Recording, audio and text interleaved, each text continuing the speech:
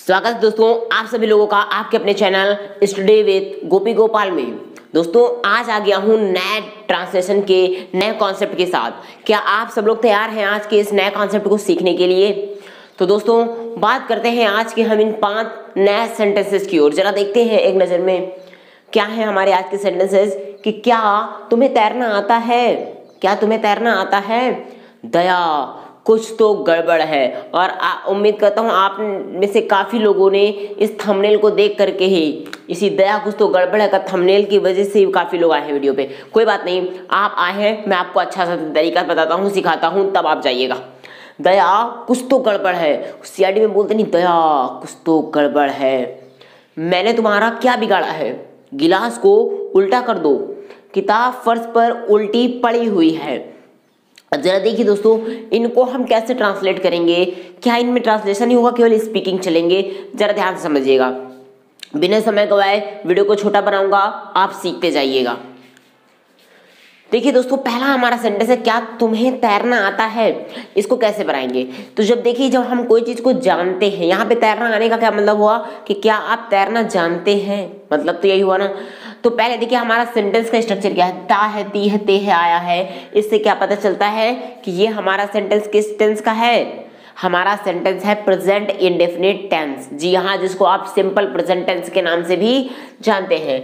तो जब आपको ये पता है, जब क्वेश्चन मार्क लगा हुआ है और क्या से सेंटेंस स्टार्ट हो रहा है, तो हम किससे स्टार्ट करते हैं? हेल्पिंग वर्ड से।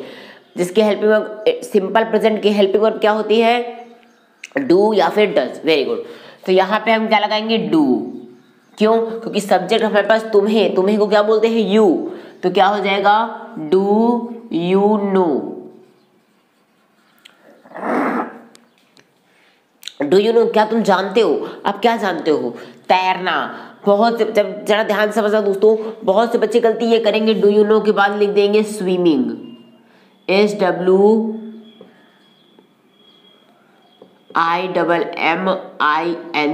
स्विमिंग लिख देंगे, सोचेंगे बहुत अच्छा है। बहुत अच्छा नहीं, ये बिल्कुल गलत हो गया। क्यों? क्योंकि ये गलत इसलिए हो गया क्योंकि स्विमिंग होगा ही नहीं। फिर क्या है? इसी को तो बताने के लिए मैं आया हूं आपके सामने। जरा देखिएगा ध्यान से कि डू यू नो, क्या तुम जानते हो। डू यू नो का क्या मतलब हो गया?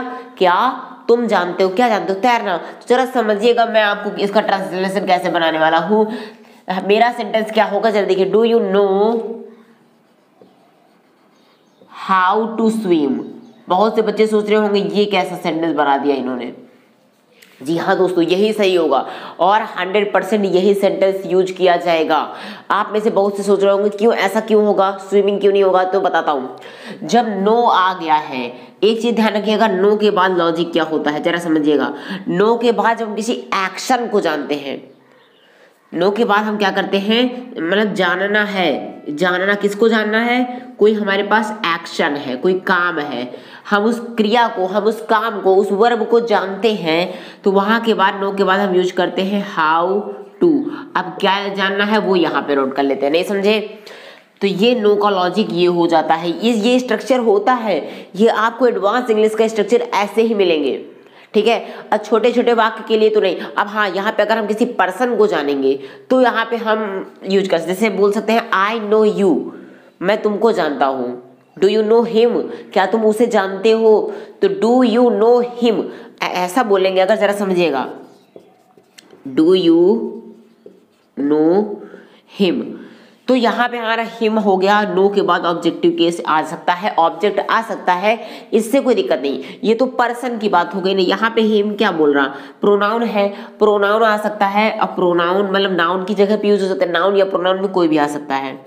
मैं नाउन बोल सकता हूँ या प्रोनाउन बोल सकता हूँ, ये कुछ भी आ सकता है, ठीक है? तो नाउन या प्रोनाउन को हमने यहाँ पे वैसे ही रख दिया। तो नो के बाद डायरेक्ट नाउन या प्रोनाउन आता है तो हम ऐसे ही रख देते हैं। लेकिन जब हमारे पास कोई एक्शन आ जाए, इस चीज़ को ध्यान से समझिएगा, नोटिस करिएगा। जब कोई एक्शन आएगा ना, तो हम वहाँ पे हाउ टू का यूज करेंगे कि कैसे। अब आप इसका जरा मतलब समझिए कि क्या आप तैरना जानते हो का क्या मतलब हो गया कि क्या आपको पता है कि तैरा कैसे जाता है? समझ गए ना? क्या आप जानते हैं कि कैसे तैरते हैं? तो सेंटेंस हमारा ये लॉजिक होता है। ये एडवांस स्ट्रक्चर है दोस्तों, मोस्ट इंपॉर्टेंट होता है। बहुत से बच्चों गलती करके आ जाते हैं ये, इसलिए आपको ये लॉजिक ध्यान से समझना है। तो क्या हो गया हमारा sentence, do you know how to swim, क्या आप तैरना जानते हैं। जैसे मैं बोल दूं कि क्या आप गिटार बजाना जानते हैं, इसको कैसे बताएंगे, एक बार कमेंट बॉक्स में लिख करके बताइए। मैंने सेंटेंस क्या बोला, क्या आप गिटार बजाना जानते हैं, कमेंट बॉक्स में लिख करके बताइए। मैं अभी आपको वीडियो के एंड में इसका आंसर देता हूं। मैं यहाँ पे लिख देता हूं, जरा देखिएगा दोस्तों, इसको मिटा देता हूं। आप अब ध्यान से समझिएगा, मैं आपको स्ट्रक्चर बता रहा हूं, उस स्ट्रक्चर को आपको करके दिखाना है। यहां पे बता रहा हूं कि क्या आप गिटार बजाना जानते हैं, इसको आप बनाइएगा। जो बच्चे बना ले कमेंट बॉक्स में लिख करके बताइए, मैं तुरंत चेक करूंगा, और जो बच्चों का बिल्कुल सही होगा मैं उसको लाइक दूंगा और साथ ही साथ उसको पिन कर दूंगा उसके कमेंट को।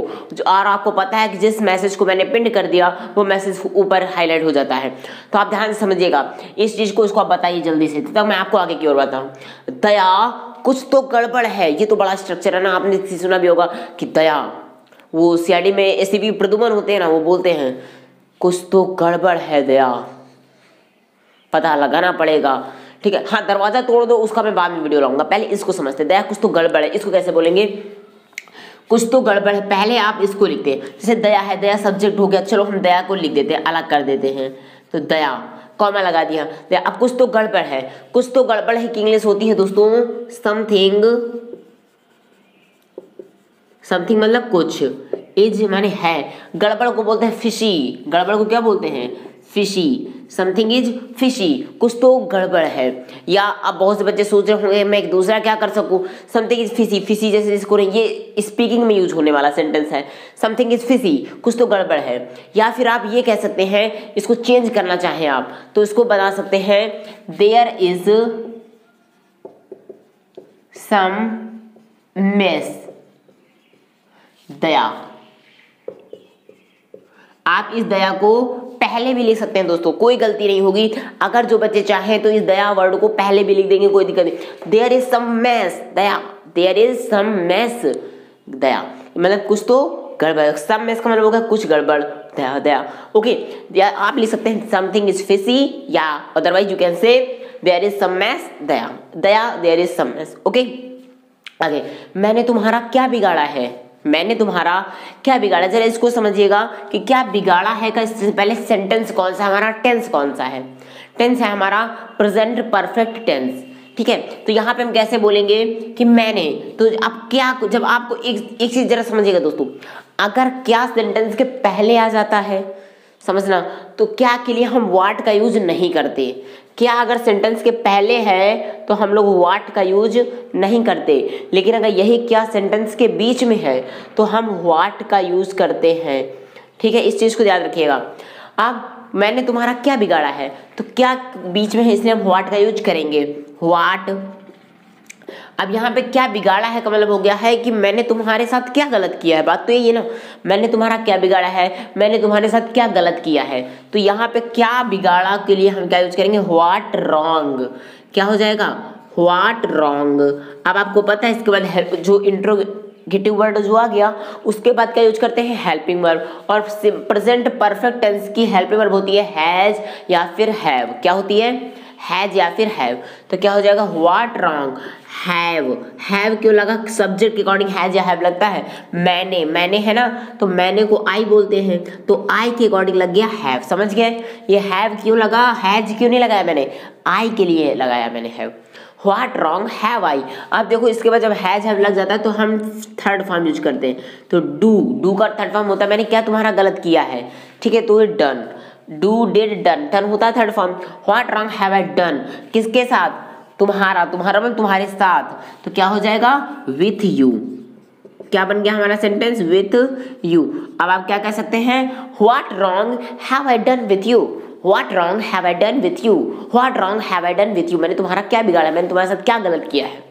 समझ में आ रहा है ना दोस्तों, चलिए ध्यान से देखिए, गिलास को उल्टा कर दो, गिलास को उल्टा कर दो, ये देखो ये कोई एक ग्लास है, ठीक है, ये ग्लास है, इस ग्लास को हमें कैसे करना है, इस ग्लास को हमें करना है उल्टा, मतलब इसको ऐसे करके ऐसे रख दो, समझ गए, ये हो गई, ये कोई मेज हो गया है। इस मेज में ग्लास को पहले सीधा था, इस अपवर्ड डायरेक्शन में था, इसको डाउनवर्ड डायरेक्शन में रख देना है। गिलास को उल्टा कर दो, इसको इंग्लिश में कैसे, तो देख रहा जब कोई चीज को उल्टा करने, काम करने की बात होती है तो वहां पे टर्न का यूज करते हैं।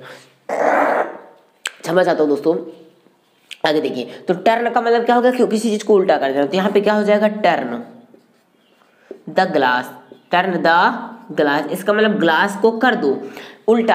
अब उल्टा की इंग्लिश बहुत से बच्चों को नहीं पता, उल्टा को बोलते हैं, दिखे जरा यहाँ पे क्या, आप रटो नहीं, आप समझो, क्योंकि जब आप रटेंगे तो आप भूल जाएंगे, लेकिन जब आप क्या करेंगे, समझेंगे ना, समझेंगे तो वो चीज़ आपको फॉर योर लाइफ टाइम के लिए याद हो जाएगी। ठीक है, तो जरा ध्यान समझिएगा।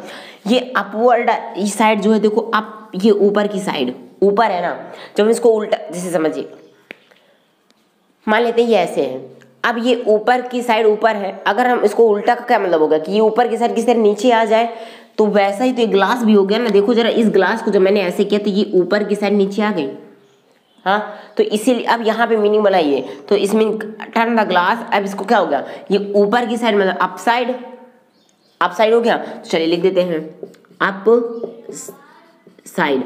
इसको कैसे करना है, नीचे करना है, नीचे मतलब डाउन करना है, तो अप साइड डाउन, ये बन गई उल्टा की मीनिंग। नहीं समझाई बात, तो turn the glass upside down, turn the glass upside down मतलब ऊपर के सिरे को नीचे के सिरे में रख दो, turn the glass upside down मतलब गिलास को उल्टा कर दो।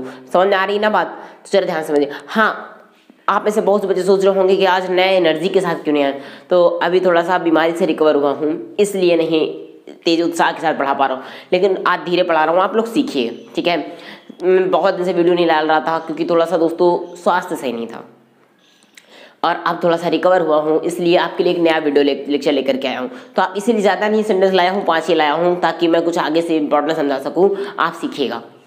आगे है turn the glass upside down, glass को उल्टा कर दो।